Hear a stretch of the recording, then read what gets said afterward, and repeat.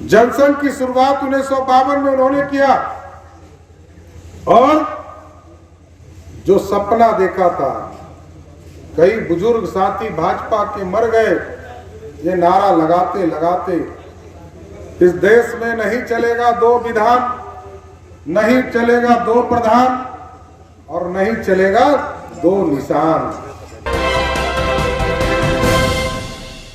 नमस्कार, आप देख रहे हैं सिटी पोस्ट लाइव और मैं हूं आपके साथ पूजा शर्मा। बीजेपी के नवनियुक्ति प्रदेश अध्यक्ष सम्राट चौधरी रजौली पहुंचे हैं। रजौली में बीजेपी की तरफ से उनका जोरदार स्वागत किया गया। इस क्रम में आपको बताते चले कि जन संबोधित करते हुए सम्राट चौधरी ने कहा है कि अमित शाह आ रहे हैं, उनका हम लोग जोरदार स्वागत करेंगे और एक बार फिर प्रधानमंत्री नरेंद्र मोदी को लाने का काम करेंगे। इसी के साथ साथ बिहार के मुख्यमंत्री नीतीश कुमार पर भी जमकर बरसते हुए नजर आए हैं नवनियुक्ति प्रदेश अध्यक्ष सम्राट चौधरी। क्या कुछ कहते हुए नजर आ रहे, छोड़े जाते हैं आपको उनके बातों के साथ। आज हम आपके बीच में आए हैं कि आदरणीय अमित शाह जी 2 अप्रैल को आपके नवादा के पावन धरती में आने वाले हैं और हम चाहते हैं कि हम लोग संकल्प ले। नवादा ने लगातार 14 हो 19 हो भारतीय जनता पार्टी या एनडीए को नरेंद्र मोदी जी के हाथों को मजबूत करने का काम किया है और आगे की भी स्थिति को पूर्ण रूप से व्यवस्थित करने के लिए, क्योंकि 2 अप्रैल को आदरणीय अमित शाह जी आ रहे हैं, तो हम लोग को संकल्प लेना होगा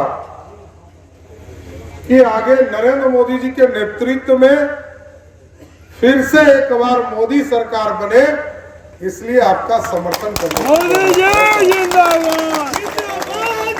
और एक मजबूत सरकार बनाना हमारा धर्म भी है, कर्म भी है और भाजपा के सिपाहियों का धर्म भी है।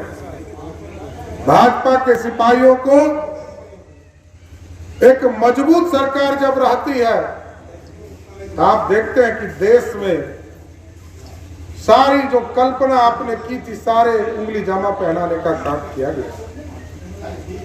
आज ही जिस महान पुरुष को हम लोग जिनके चित्र पर माल्यार्पण करते हैं, डॉक्टर श्यामा प्रसाद मुखर्जी जी, जनसंघ की शुरुआत 1952 में उन्होंने किया और जो सपना देखा था, कई बुजुर्ग साथी भाजपा के मर गए ये नारा लगाते लगाते, इस देश में नहीं चलेगा दो विधान, नहीं चलेगा दो प्रधान और नहीं चलेगा दो निशान।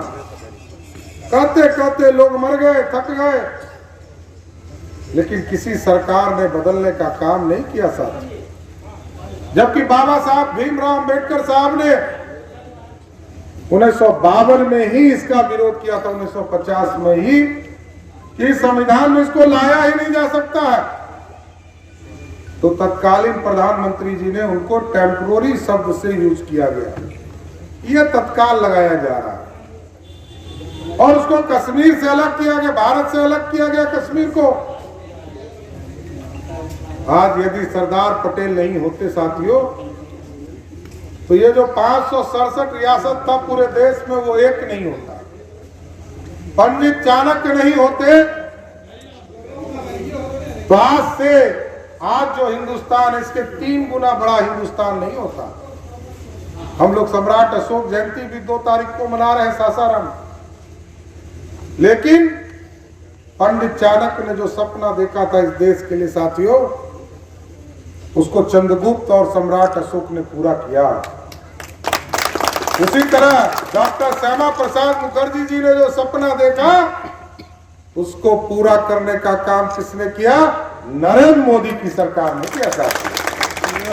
और जब आपने समर्थन दिया और 350 सीटें जिताकर भेजी, तो देश के प्रधानमंत्री जी ने और देश के यशस्वी गृह मंत्री आदरणीय लौह पुरुष आदरणीय अमित शाह जी ने 370 को उखाड़कर कचरे के ढेर में फेंक।